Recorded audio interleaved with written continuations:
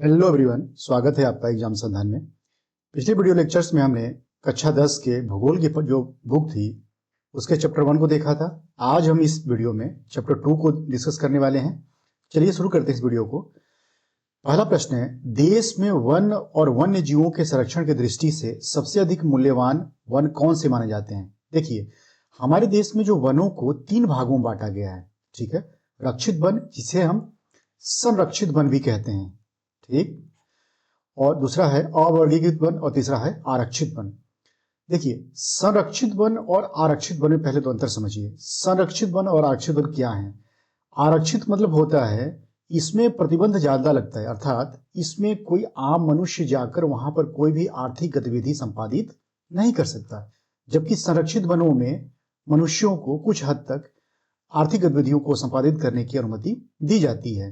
ठीक है, वो भी रेगुलेटेड मैनर में। जैसे आप वहां से जाकर वन्य लकड़ियों को प्राप्त कर सकते हो, कुछ भागों में आप कृषि भी कर सकते हो, ठीक, वनों के उत्पाद भी प्राप्त कर सकते हो। लेकिन आरक्षित वन जो है वह प्रतिबंधित होते हैं, प्रोहिबिटेड होते हैं आम जनता के लिए। ठीक है, और तीसरा है अवर्गीकृत वन। जो वन इन दोनों कैटेगरी में नहीं आते हैं वह इसके अंतर्गत आता है। ठीक, और जो सामुदायिक वन होता है वह भी एक अवर्गीकृत वन का ही पार्ट है। ठीक है, चलिए इसकी व्याख्या देख लीजिए आप। इसका सही उत्तर है आरक्षित वन। आरक्षित वन में वन और वन्य जीवों के संरक्षण को सर्वोच्च प्राथमिकता दी जाती है, इसलिए इन्हें सबसे अधिक मूल्यवान माना जाता है। अगला क्वेश्चन देखते हैं हम। वे वन और बंजर भूमि जो सरकार, व्यक्तियों और समुदायों के स्वामित्व में होते हैं किस श्रेणी में आते हैं? देखिए, जैसा कि हमने पहले क्वेश्चन में डिस्कस किया हुआ है कि जो सरकार ने वनों को 3 भागों में बांट कर रखा हुआ है, आरक्षित वन, रक्षित वन और अवर्गीकृत वन। तो आरक्षित और रक्षित डायरेक्टली रेगुलेटेड होते हैं सरकार के द्वारा। ठीक है, तो इसके अलावा जो वन और बंजर भूमि जो सरकार, स्वामित्व और समुदायों के स्वामित्व में आते हैं, ये क्या कहलाते हैं? अवर्गीकृत वन कहलाते हैं। ठीक है, इसका आंसर हो जाएगा डी, अवर्गीकृत वन। इसका आप एक्सप्लेनेशन देखिए। अवर्गीकृत वन वे होते हैं जो किसी विशेष श्रेणी में नहीं आते, अर्थात सरकार, निजी व्यक्तियों और समुदायों के स्वामित्व में होते हैं। अगला प्रश्न देखते हैं हम।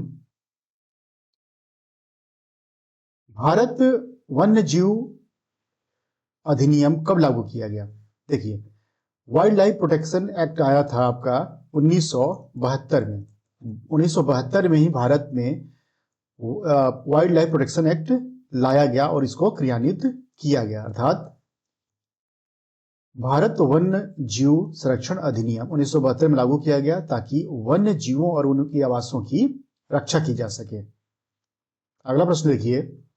भारतीय वन्य जीव जीवन संरक्षण अधिनियम में वन्य जीवों के संरक्षण के लिए कौन कौन से प्रावधान किए गए हैं? ठीक है, ऑप्शंस हैं। शिकार पर प्रतिबंध, शिकार पर प्रतिबंध लगाया जाएगा। बी है जंगली जीवों के व्यापार पर रोक। सी है संकटग्रस्त जातियों के बचाव पर बल। और डी है उपरोक्त में से सभी। ये तीनों ही ऑप्शन सही है, इसलिए चौथा ऑप्शन हो जाएगा। ठीक है, ये तीनों स्टेटमेंट ऊपर वाले सही हैं, इसलिए चौथा ऑप्शन हो जाएगा कि इन तीनों की बात उसमें की गई है भारतीय वन्य जीव संरक्षण अधिनियम में। कब लाया गया था? 1972 में। इसके पहले वाले क्वेश्चन में आपने डिस्कस किया हुआ है। अगला प्रश्न देखिए। राजस्थान के अलवर जिले में स्थानीय समुदायों द्वारा संरक्षित किया गया 1200 हेक्टेयर वन क्षेत्र किस देवता के नाम पर जाना जाता है? आंसर है भैरव देव, ठीक, डाकौ।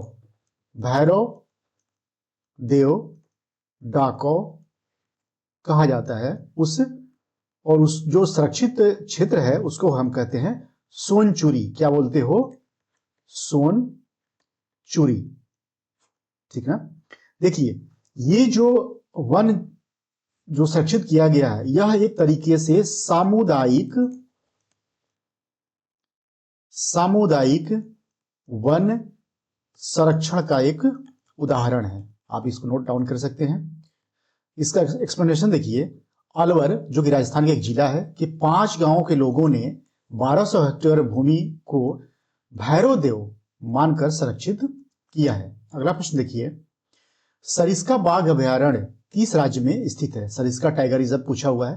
देखिए हमारे देश में टाइगर्स को बचाने के लिए 1972 में शुरू किया गया था टाइगर प्रोजेक्ट, यानी या उसको बोलते हैं हम प्रोजेक्ट टाइगर।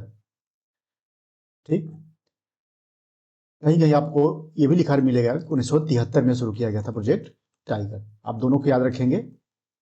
कुल मिलाकर जो वाइल्ड लाइफ प्रोटेक्शन एक्ट आया था 1972 में, उसके बाद ही भारत में वन जीव संरक्षण और वनों के संरक्षण से संबंधित विभिन्न प्रकार के प्रावधान शुरू हो जाते हैं। ठीक है, तो ऑप्शंस हैं इसका। देखिए सरिस्का टाइगर रिजर्व किस राज्य में स्थित है? ऑप्शंस हैं मध्य प्रदेश, उत्तराखंड, राजस्थान और महाराष्ट्र। इसका सही उत्तर क्या होगा? राजस्थान। राजस्थान में सरिस्का टाइगर रिजर्व स्थित है। चूंकि मैं अन्य टाइगर रिजर्व की बात नहीं कर रहा हूं, क्यों? क्योंकि मैं स्ट्रिक्टली इसी चैप्टर पर केंद्रित हूं जो आपके हाई स्कूल लेवल का है। ठीक है, नहीं तो हम इसके अलावा भी भारत में विभिन्न टाइगर रिजर्व को देख सकते हैं। इसका एक्सप्रेशन देखिए, सरिस्का बाघ अभ्यारण्य राजस्थान में स्थित है, जहां खनन रोकने हेतु स्थानीय लोगों के द्वारा स्थानीय स्तर पर संघर्ष किया गया था। ठीक है, अगला प्रश्न देखिए, हिमालय क्षेत्र में प्रसिद्ध चिपको आंदोलन का मुख्य उद्देश्य क्या था? ऑप्शंस हैं औद्योगिकरण बढ़ाना, वन कटाई रोकना, खनन को बढ़ावा देना और कृषि का विस्तार करना। देखिए हुआ क्या, जब हिमालय के क्षेत्र में सरकार द्वारा उद्योगों को क्षेत्र आवंटित करने के लिए वनों को काटा जाने लगा, तो वहां के लोगों ने, वहां के स्थानीय लोगों ने वनों को पकड़कर या वनों के साथ चिपक कर खड़े हो गए, जिससे जो आपके इंडस्ट्रियलिस्ट थे वो वनों को काट नहीं पाए। ठीक, इसलिए वन कटाई को रोकने के लिए ये चिपको आंदोलन शुरू किया गया था। चिपको मतलब पेड़ से चिपक जाना। इसका यही है कि वन कटाई को रोकना, और चिपको आंदोलन में लोगों ने पेड़ों से चिपक कर उन्हें कटने से बचाया। अगला प्रश्न देखिए, टिहरी में चलाया गया बीज बचाव आंदोलन किससे संबंधित है? ठीक, टिहरी में टिहरी कहाँ है? उत्तराखंड में है। तो ऑप्शन है इसके जल संरक्षण, पारंपरिक बीजों का संरक्षण, वन कटाई और औद्योगिक खेती। इसका एक्सप्लेनेशन देखते हैं हम। पारंपरिक बीजों को संरक्षित करने के उद्देश्य से किसानों ने पारंपरिक बीजों को बचाने के लिए आंदोलन चलाया था। ये इससे संबंधित था ये आंदोलन। ठीक ना, पारंपरिक बीजों का संरक्षण करना इसका मुख्य उद्देश्य था। अगला प्रश्न देखिए, नौदानय और संयुक्त वन प्रबंधन का मुख्य उद्देश्य क्या है? रासायनिक उर्वरकों का प्रयोग, स्थानीय समुदाय की भागीदारी, औद्योगिक विकास या वनों का निजीकरण।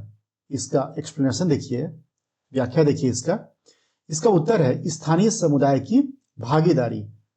नौदानय और संयुक्त वन प्रबंधन में स्थानीय समुदाय संसाधन संरक्षण में महत्वपूर्ण भूमिका निभाते हैं। और सबसे बड़ी बात है कि नौदानय और जो आपका बीज बचाव आंदोलन था, यह रासायनिक उर्वरकों के इस्तेमाल के विरुद्ध था। रासायनिक उर्वरकों के इस्तेमाल के विरुद्ध था। ये चाहते थे कि वहां पर जैविक खेती को बढ़ावा दिया जाए। ठीक, और रासायनिक उर्वरकों का इस्तेमाल न किया जाए। इस प्रकार हमने इस चैप्टर में 9 प्रश्नों को देखा। मिलते हैं अगले चैप्टर में। इस वीडियो को देखने के लिए आपका बहुत बहुत धन्यवाद। आपका दिन शुभ हो।